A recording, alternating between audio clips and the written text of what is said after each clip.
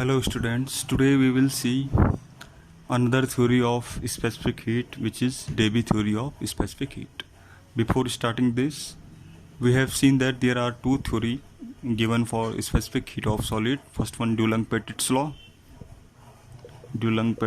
law, and second one Einstein theory of specific heat.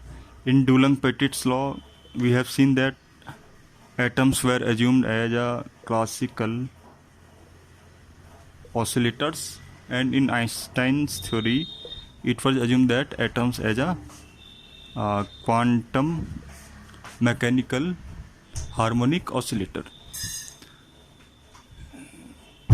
And in Einstein's theory it was assumed that all the atoms are independent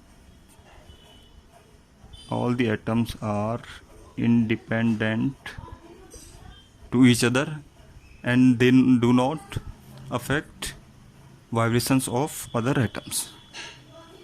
So this was the main failure of Einstein's theory, and this was the main cause of the failure of Einstein's theory of specific heat.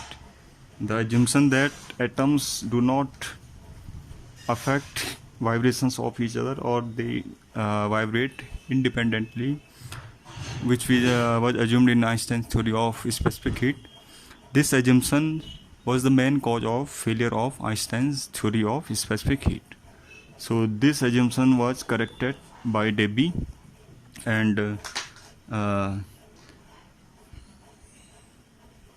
he assumed that all the atoms do not vibrate with single frequency nu naught, which was assumed in Einstein's theory of specific heat. In that theory, we have assumed that all the atoms vibrate with the same frequency nu naught. But Debye have assumed that there are different mode of vibrations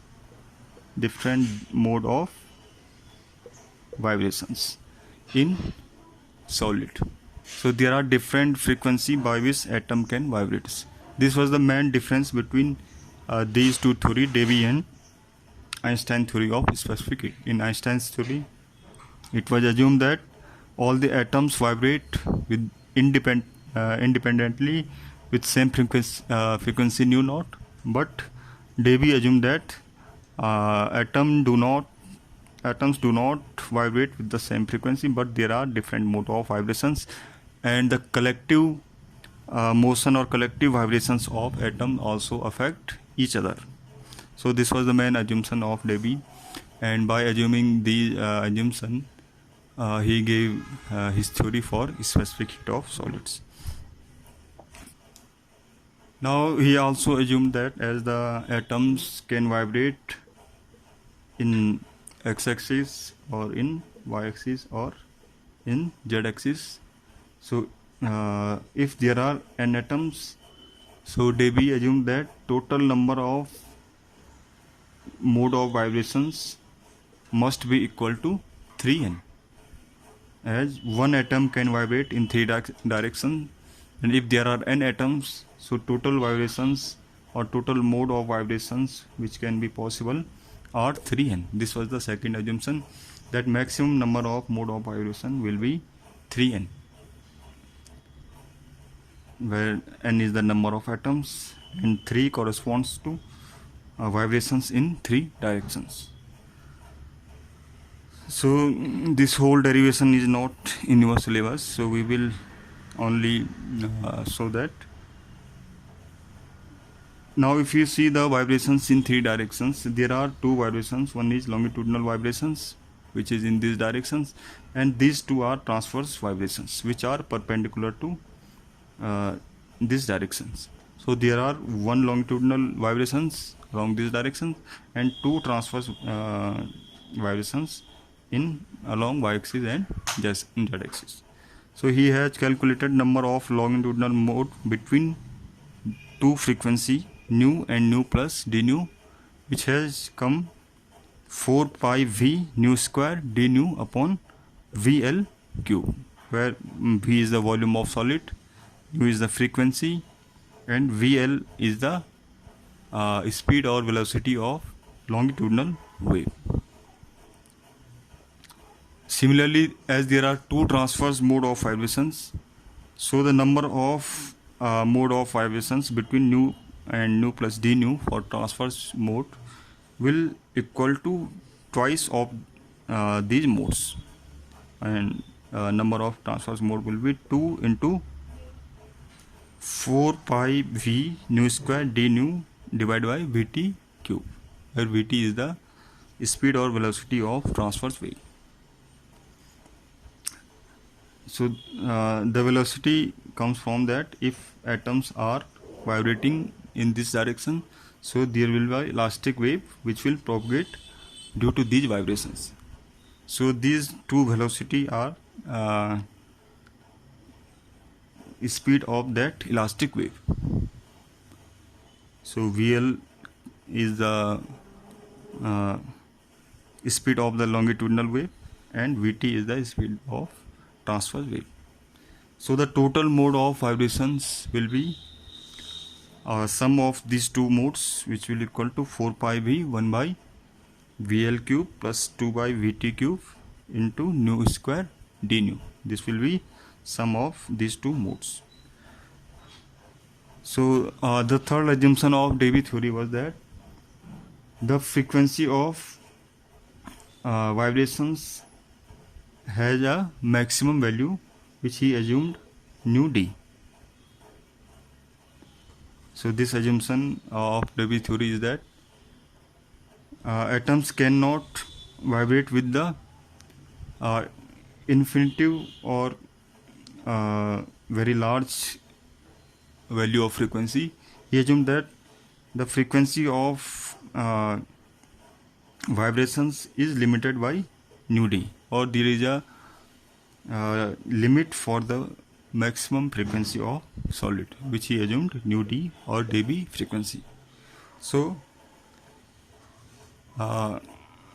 if you integrate this total mode of vibrations from 0 to nu d, which is the maximum frequency, these all vibrations or these integration must be equal to 3n, as the 3n is the total number of mode of vibrations. So if you integrate this whole integral within the limit of 0 to nu d, which is a maximum frequency which can be possible, so this integral must be 3n. So by assuming these assumptions, Davy has calculated the energy E by integrating this function, which is the average energy of one harmonic oscillator, which we have calculated earlier in Einstein's theory, and the frequency distribution or the number of mode of vibrations. And he has calculated this integral and found the internal energy of the solid. So after getting the internal energy, he has integrated it with respect to temperature for the value of specific heat, as we know that specific heat is equal to temperature derivative of energy. So after getting this internal energy, he has differentiated that with respect to T and found that the specific heat of solid is proportional to T cube. So the whole derivation is not in your syllabus, so we will only recall or only remind that after calculating the energy E by this formula and differentiating with respect to temperature, as we have done earlier, the specific heat was found to be proportional to T cube at low temperature, and at high temperature, by this theory also, the specific heat was equal to 3R. So this Davy theory has been explained the experimental result and has been satisfied by the experimental result of the solids. So if you calculate or if you draw the graph between temperature and specific heat, so this is the experimental graph which means that at high temperature the specific heat is equal to 3R, and at low temperature it is varying as TQ, third power of temperature. So if you calculate and if you plot the theoretical result of Debye theory, it was also found that the theoretical and the experimental result are approximately matching with the theory, and the theoretical result are satisfying by the experimental result. So by assuming these assumptions, Debye has proved and satisfied the experimental result for specific heat of solid. So this is all about Debye's theory, and the second unit, which is all about vibrations of atoms, has been completed today, and we will start third unit, which is about the magnetic property of material. So you can ask if you have any doubt.